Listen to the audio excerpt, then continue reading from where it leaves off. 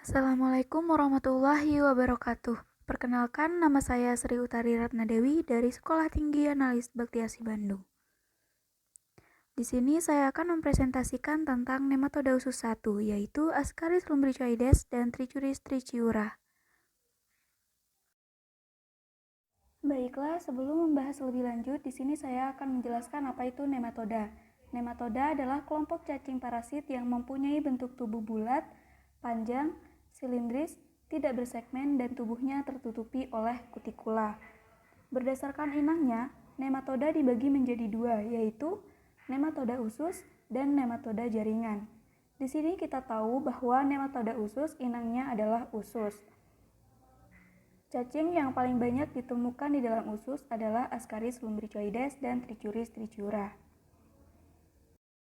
Selanjutnya kita akan membahas terlebih dahulu Ascaris lumbricoides. Ascaris lumbricoides adalah nematoda usus atau cacing usus yang ditularkan melalui tanah atau soil transmitted helminth yang dapat menyebabkan penyakit askariasis. Cacing ini disebut juga dengan cacing gelang. Dalam periode hidupnya, cacing ini memerlukan tanah untuk berkembang dan penularan cacing ini melalui perantara tanah. Adapun taksonomi dari Ascaris lumbricoides, yaitu kingdomnya Animalia, filumnya Nematoda, kelasnya Secernentea, ordonya Ascaridida, familinya Ascarididae, genusnya Ascaris, dan spesiesnya Ascaris lumbricoides. Morfologi cacing Ascaris lumbricoides.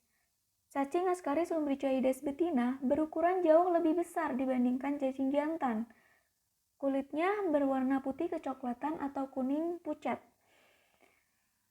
Dengan kulitnya di sini memiliki kutikula transparan bergaris-garis.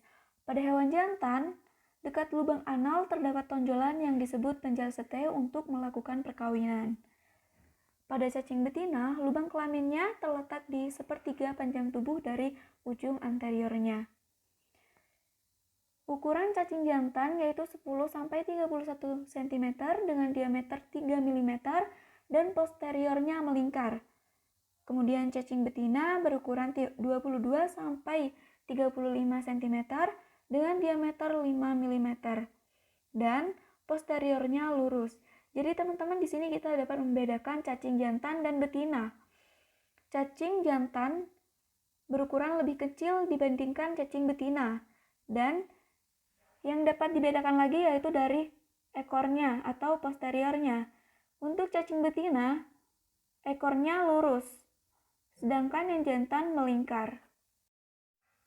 Selanjutnya, bagian tubuh dari Ascaris lumbricoides. Pada cacing jantan, di bagian posteriornya terdapat spikula. Spikula ini berfungsi untuk membuka pori-pori dan memindahkan sperma. Selanjutnya, pada cacing ini memiliki mulut dengan 3 bagian bibir, 1 bagian dorsal dan 2 ventral lateral yang dilengkapi papilla sensoris. Kemudian di tengah mulutnya terdapat vakum bukalis yang berbentuk segitiga. Kemudian bagian tubuhnya di sini ada mulut, stilet, faring, cincin saraf, pori ekskresi, usus, pseudocelum, ovarium, kutikula, saluran reproduksi, dan anus. Setelah kita membahas morfologi dari cacing Ascaris lumbricoides, sekarang kita akan membahas morfologi dari telur Ascaris lumbricoides. Terdapat 2 jenis macam telur, yaitu telur yang mengalami pembuahan atau disebut fertil dan telur yang tidak mengalami pembuahan atau disebut infertil. Nah, dari kedua jenis telur ini, kadang kita menjumpai telur yang tidak dilapisi oleh lapisan albumin atau kita menyebutnya decorticated atau decortikasi. Dan ada juga telur yang utuh yang ada lapisan albuminnya. Nah, itu disebut kortikasi atau corticated. Di sini teman-teman bisa melihatnya di gambar. Di situ udah ada keterangannya dan juga ada telur yang berlarva. Nah, telur berlarva ini adalah telur yang infektif.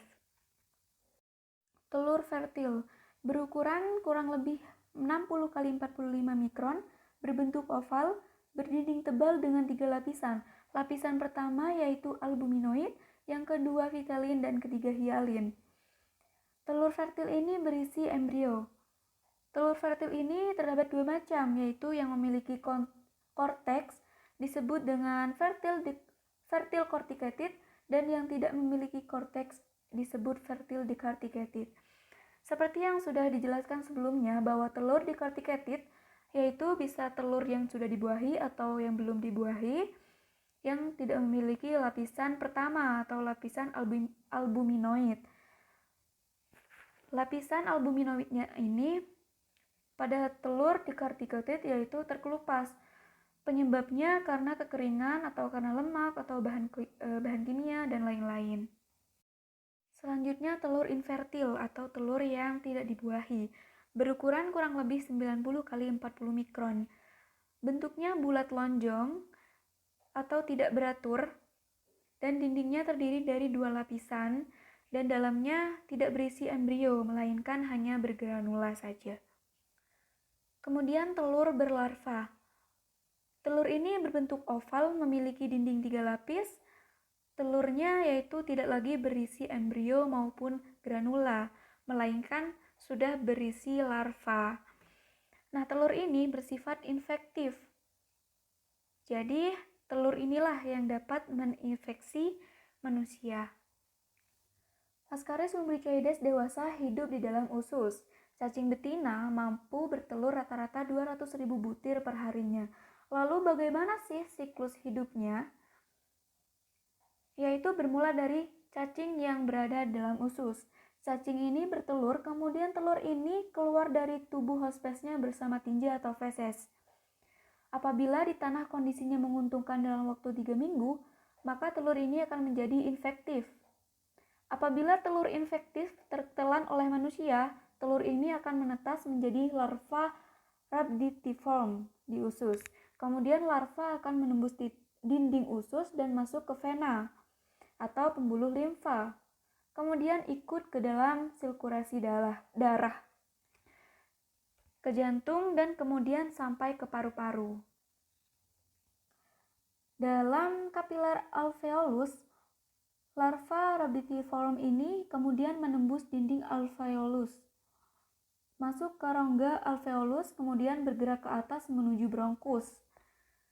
Nah, kemudian sampai ke glotis. Kemudian dari glotis, larva tertelan masuk ke esofagus dan tumbuh menjadi cacing dewasa di usus. Lama siklus hidup cacing ini terjadinya infeksi sampai cacing menjadi dewasa, kemudian bertelur memerlukan waktu 2 bulan. Cacing dewasa dapat hidup selama 12-18 bulan. Selanjutnya patogenesis. Yang pertama yaitu ada Ascariasis, yaitu infeksi yang disebabkan oleh Ascaris. Selanjutnya ada eosinofilia. Eosinofilia adalah eosinofil tinggi, mana keadaan ini adalah keadaan yang menandakan adanya infeksi. Kemudian sindrom Loeffler. Saat migrasi larva ke paru-paru dapat menyebabkan gejala-gejala seperti demam, pneumonia, dan lain-lain. Nah, pneumonia yang diiringi alergi kurtikuria disebut sindrom Loeffler. Kemudian nekrosis. Cacing dewasa yang mati dapat menghasilkan racun protein, yang mana mengakibatkan nekrosis pada dinding usus. Kemudian ada komplikasi lainnya, yaitu yang disebabkan juga oleh cacing Ascaris lumbricoides ini. Kesimpulannya adalah bentuk infektifnya adalah telur berlarva, kemudian bentuk diagnostiknya adalah cacing dewasa, telur fertil dan infertil. Sampelnya berupa feses atau sputum. Selanjutnya Trichuris trichiura. Trichuris trichiura ini adalah nematoda usus atau cacing usus yang ditularkan melalui tanah atau soil transmitted helminth yang dapat menyebabkan penyakit trichuriasis. Cacing ini disebut juga cacing cambuk karena bentuknya yang menyerupai cambuk. Kemudian adapun taksonomi dari Trichuris trichiura ini, kingdomnya Animalia, filumnya Nematoda, kelasnya Enoplea, ordonya Trichocephalida, familinya Trichuridae, genusnya Trichuris, dan spesiesnya adalah Trichuris trichiura.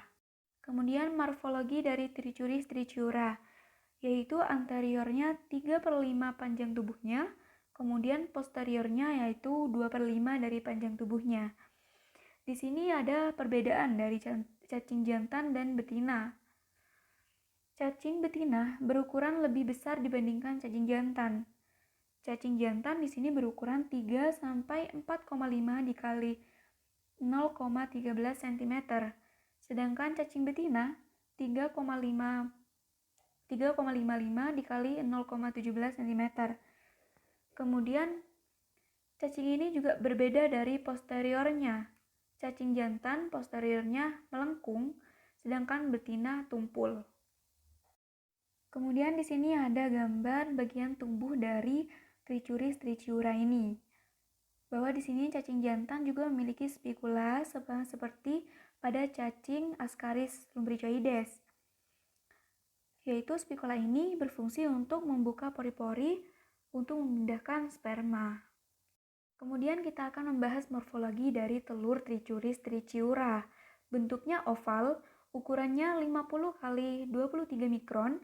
Dindingnya memiliki 2 lapisan, yaitu lapisan luar berwarna kekuningan dan lapisan dalam bertransparan. Telur ini ada yang memiliki embrio dan ada pula yang tidak memiliki embrio.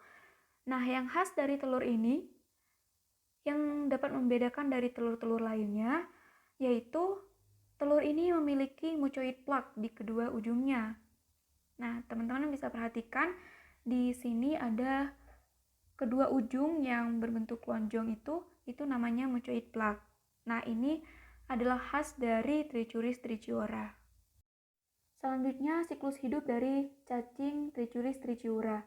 Cacing dewasa hidup di sekum, tapi pada infeksi yang berat dapat dijumpai juga di bagian bawah ileum sampai ke rektum. Telur ini keluar bersama tinja. Telur ini mengandung larva atau menjadi infektif dalam waktu 2-4 minggu. Apabila telur yang sudah infektif itu tertelan oleh manusia, telur ini akan menetas menjadi larva di Intestinium tenuae. Kemudian larva menembus fili-fili usus dan tinggal di dalamnya selama 3-10 hari. Setelah larva tumbuh, kemudian larva turun sampai ke sekum, kemudian menjadi cacing dewasa. Waktu yang diperlukan sejak tertelannya telur sampai menjadi cacing dewasa yang siap bertelur kira-kira dibutuhkan waktu 90 hari. Selanjutnya patogenesis. Yang pertama ada trichuriasis, yaitu infeksi yang diakibatkan oleh Trichuris trichiura. Kemudian ada eosinophilia yang menandakan dengan adanya infeksi. Kemudian prolapse rectum, yaitu keadaan dinding rektum terlepas dari tempat pelekatnya menuju ke arah bawah sehingga terlihat dari lubang anus. Kemudian yang keempat yaitu ada kelainan dinding usus, yaitu yang bisa menyebabkan diare, gastritis, sembelit, dan lain-lain. Kemudian kesimpulan, bentuk infektif dari Trichuris trichiura ini yaitu telur berembrio, sedangkan bentuk diagnostiknya yaitu telur yang belum berembrio. Sampelnya dapat berupa feses. Bentuk diagnosis dari Ascaris lumbricoides maupun Trichuris trichiura yaitu dapat melakukan pemeriksaan tinja, pemeriksaan darah, USG, MRI, atau ronsen. Metode pemeriksaan feses itu ada kualitatif dan kuantitatif. Metode kualitatif itu ada banyak, namun yang sering sekali digunakan adalah metode natif atau direct slide. Sedangkan kuantitatif ini yang sering digunakan adalah metode stool. Metode natif atau direct slide ini dipergunakan untuk pemeriksaan secara cepat dan baik untuk infeksi berat, tetapi untuk infeksi ringan sulit untuk menemukan telurnya. Larutan yang digunakan adalah larutan NaCl fisiologis 0,9% atau eosin 2%. Penggunaan eosin 2% ini dimaksudkan untuk lebih jelas membedakan telur-telur cacing dengan kotoran di sekitarnya. Kemudian Ada metode stool. Metode ini menggunakan NaOH 0,1N sebagai pelarut tinja. Nah, metode stool ini baik untuk pemeriksaan infeksi berat dan sedang, akan tetapi kurang baik untuk pemeriksaan ringan. Oke teman-teman, mungkin itu saja yang dapat saya sampaikan. Kurang lebihnya mohon maaf. Terima kasih. Wassalamualaikum warahmatullahi wabarakatuh.